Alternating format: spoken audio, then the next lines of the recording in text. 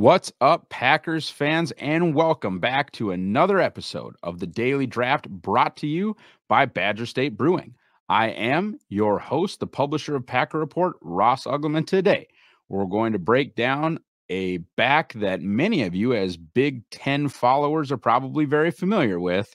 That is Michigan running back Blake Corum. Very, very excited about Blake. Just going to rip off the Band-Aid and let you know Blake is my RB1 for this class. I am not sure that it ends up that way, but as of right now, he has my top grade in this running back class. With that being the case, I think it only makes sense to just dive right into the pros. Blake Corum is very, very explosive in the short area. He is quick. He's probably quicker than fast. And as we've seen with guys like Aaron Jones, though, I think in the San Francisco game, many of us would have loved to have him have the long speed to take that second half run to the house. Quick is probably better than fast ultimately at running back. Yes, they're the home run plays, but getting 12 yards instead of 3 is still a very important thing. And I think Blake Corum can do that in the league, and that short area quickness is very, very evident. He catches the ball well. We saw that in the college football playoff. He is a useful receiving running back, and I really think that's important in this day and age in the NFL to be able to do more than one thing well, and he really can. I think his ability to kind of naturally catch the ball, and I think it could go even beyond the screen game and the check down game. I think there could be, maybe not Christian McCaffrey level passing game stuff for him, maybe not specific stuff where he's put out wide or he's put in the slot and asked to win a matchup, but like what Aaron Jones is asked to do in the pass game, I think Blake Corum could be capable of that as well as being effective in the screen game and not dropping the football when he shouldn't. I think he's got excellent vision. That's something that I definitely noticed, and something that's incredibly key, the way that Green Bay blocks up the run game. When you are going to run a ton of split zone and a ton of wide zone, your running back has to understand how to cut back. And the number one thing with understanding how to cut back is really the ability to have that vision, the understanding of where your lane is, because it might not be where the play is designed to the play side C gap. It might be a cut back to the B gap or to the backside A and right out the gate. And you've seen Aaron Jones do that 100 times. You have to pair that vision with patience. And that's another big time pro for me on Blake Corum. He is a patient running back. Not necessarily like the Le'Veon Bell where you're sort of waiting and wondering if he's ever actually going to go, but he does have patience. And I'll be interested to see how that works out at the NFL level. The smaller guys, the patient guys, like, can they see over their line? That's something that we're going to talk about in the cons. Blake Corum, not the biggest running back in the history of football. And I will say this, and again, this is sort of a spoiler alert or going, to the end of the show, but I've got a late 2 and no running back inside my top 50. That won't change. I really believe that. I mean, especially with Jonathan Brooks not being able to test, I don't foresee any back entering my top 50 this year. So if Blake Corum was 5'10" and a half, he'd probably be a late 1 or an early 2 for me. I mean, he'd be in my top 50. He's not a perfect prospect. That's why he gets a late round 2 grade. Elite change of direction. He will make you miss. And that's something that, Aaron Jones has done a decent job of. A.J. Dillon doesn't do at all. I don't think Patrick Taylor does that very well. I really don't think Emmanuel Wilson does it at all. But he does have elite change of direction. He has the ability to cut. And again, when you're going to run wide zone, you're going to run one split zone. The one cutbacks and a sharp cut is something that you really want in that spot, and something that Corum can bring is the jukes and things like that, spin moves, open field, all of that's really fun. But that elite change of direction, and I think that Corum has that in kind of his compact size. Interesting to see how he runs the 3-cone and the short shuttle, but on tape, really showing elite change of direction. Corum is better, and this is going to be important in Green Bay. It used to be protecting Aaron Rodgers. Now it's going to be protecting Jordan Love. He is a better pass blocker than he has any right to be at 5'8". He is really willing to step up in the hole and stone guys. And he's not dominant. He's not going to be, one of the guys that's like, oh, when Tony Romo has a, watch this replay, Jim. That's probably not going to be Blake Corum. Aaron Jones has done an awesome job at 5'9" with some pass pro stuff. I keep comping Corum to Jones. They are different backs. I do think Corum is a little bit more of an explosive athlete than Jones is, and I do think Jones is a little bit shiftier and able to kind of run with looser hips and looser ankles than Blake, but I think Blake is a more explosive back. I am kind of comparing, though, their receiving ability and their pass blocking ability to be kind of in the same area, because Aaron Jones is not a huge dude and Blake Corum is not a huge dude, and both are certainly adequate, I think, in the pass pro part of football. And hey, if you can't protect Jordan Love at 5'8" and you have to be out there on rundowns, I don't know how useful you are if it's a dead giveaway that we're running the ball because you're in the game. You have to be able to protect the quarterback. And in Green Bay's case, that quarterback is going to be Jordan Love.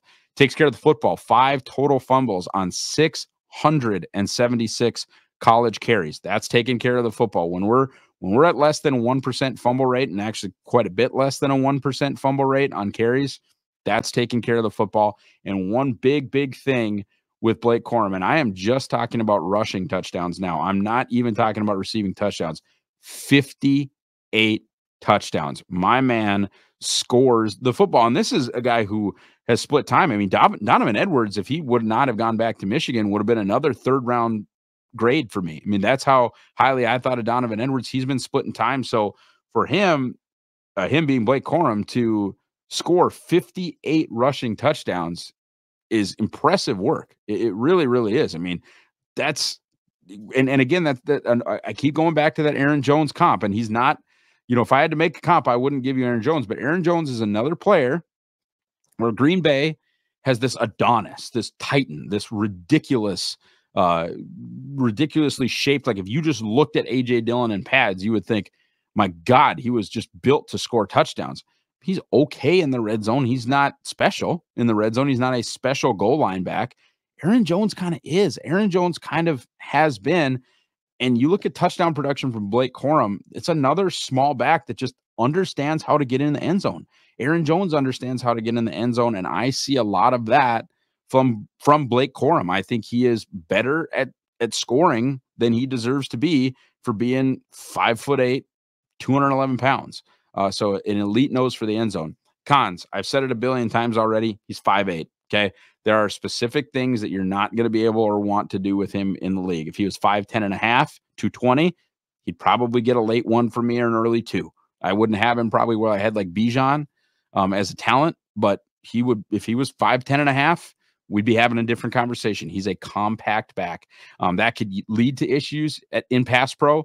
It didn't really at Michigan. I mean, he was fine, but it could. It very well could, and it also could lead to a lack of usefulness in short yardage, 4th and 1, 3rd and 1. If he gets stoned in the hole, Aaron Jones could kind of slip off. I don't know if Blake Corum can do that. We'll find out, but you kind of do then need a bigger back on the roster, whether it is for 4th and 1. Because by the way, as we saw in the NFC divisional game, Jordan Love is not a good sneaker. And part of that might be that, Josh Myers and John Runyon aren't that great at getting low, but I don't think Jordan Love is particularly good at the quarterback sneak. And having a back like Blake Corum, you almost have to then replace AJ Dillon as well. There needs to be somebody who's 5'11", 220, 5'11", 225. Like you need someone, unless you're going to really actually have a fullback, you need a short yardage back if you have Blake Corum. And I just, that's a negative. It's not a death knell, or he wouldn't be my number 1 back in this class, but it's a real thing. It's a real concern. Might not run a super great 40 time. I mentioned, there's been 2 playoff losses to the 49ers where Aaron Jones has had a super long play, but he's been kind of caught from behind or caught with an angle where, maybe if he ran 0.2 of a second better in the 40, it might have been a 2nd round pick. If he ran 0.2 of a second better in the 40, maybe he scores. And maybe the Packers move on in those games. And I think you might get that with Blake Corum. We'll see. We haven't been to the combine yet, certainly. We haven't seen what he's going to run, but I don't see elite long speed when I watch Blake Corum. And 41st most in college football with rushes of 10 or more yards. So that would kind of, those 2 stats would agree. 41st, there's a ton of running backs, okay? We've got, I don't know how many FBS teams, 120, 137, I'm not 100% sure. I don't know how many FBS teams there are, and each of those teams has multiple backs that touch the ball. So 41st, ranking in the top 50 of explosive runs is fine, but it's not elite. It's not, where you might expect to see a player that I rank as the top back in this class. You might expect more explosive runs from him. He didn't have, some elite. He wasn't top 5, he wasn't top 8, he wasn't top 10. He had enough explosive runs to be exciting, but that was not his calling card. He's not a home run hitter. What I do think he's going to be, he's a very, very effective NFL back. Moving to the Packers fit for Blake Corum, I think he's an Aaron Jones replacement long term and a Patrick Taylor replacement in the short term. At his size, though, I don't know how much you're going to have him running down on teams, and they did occasionally use Patrick Taylor on teams. But I think he could be a third down back. I think he can be a pass catching back. I think he can be a true change of pace back. And they didn't really love to hand it to Patrick Taylor. I don't know how excited they were to hand it to Emmanuel Wilson. You can hand it to Blake Corum all day long. I mean, he can be a true number 2 back. Now, do you want your number 1 back to be 5'9", 200, and your number 2 back to be 5'8", 210? I'm not sure that you do, but in a world where I think there's a decent chance next season is Aaron Jones's last in Green Bay. Now, we've been saying that for a while, but I think it's certainly on the table. I think he's the Aaron Jones replacement in the long term and the Patrick Taylor replacement in the short term. Not necessarily on depth chart. I think if you take him where they'll have to take him, he'll probably be the number 2 back.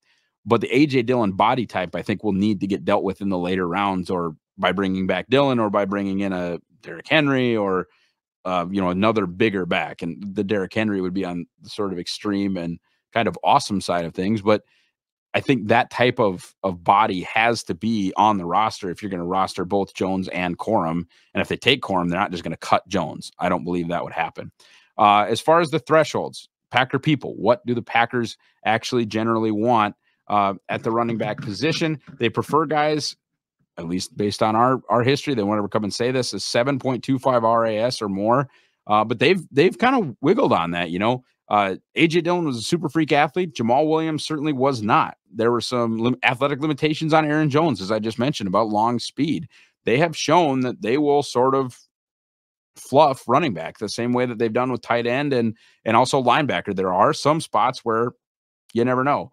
They prefer younger backs. They prefer their backs to be over 205 pounds. They are generally not interested in lighter backs, as well as watch for that broad jump to be above 10. That's a big deal for Green Bay with running backs. They want that explosive ability, and a broad jump over 10 feet generally, kind of correlates to that. So pay attention to Corum's broad jump if you want him to be a Green Bay Packer. That is going to be a metric that they will very much pay attention to, and him being 5'8" should have no, put no ceiling on that broad jump number.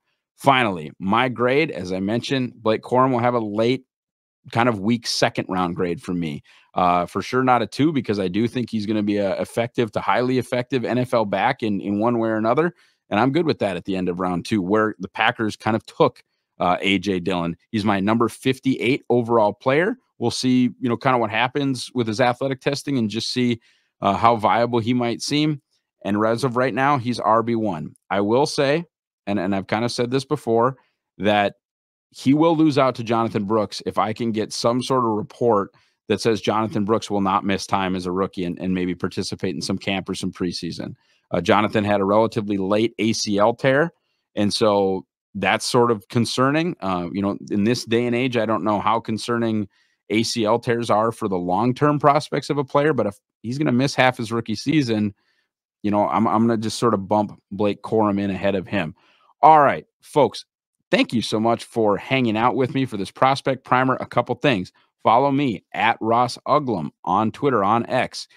Please find the link that is hopefully attached to the show description to purchase the pre-order of the Green Bay Draft Guide powered by Packer Report. That is something that directly supports us and is just awesome. As I mentioned myself, Jacob Morley, a bunch of really, really smart Packers people that have been paying attention to how the Packers actually go about their business. It's a very key deal.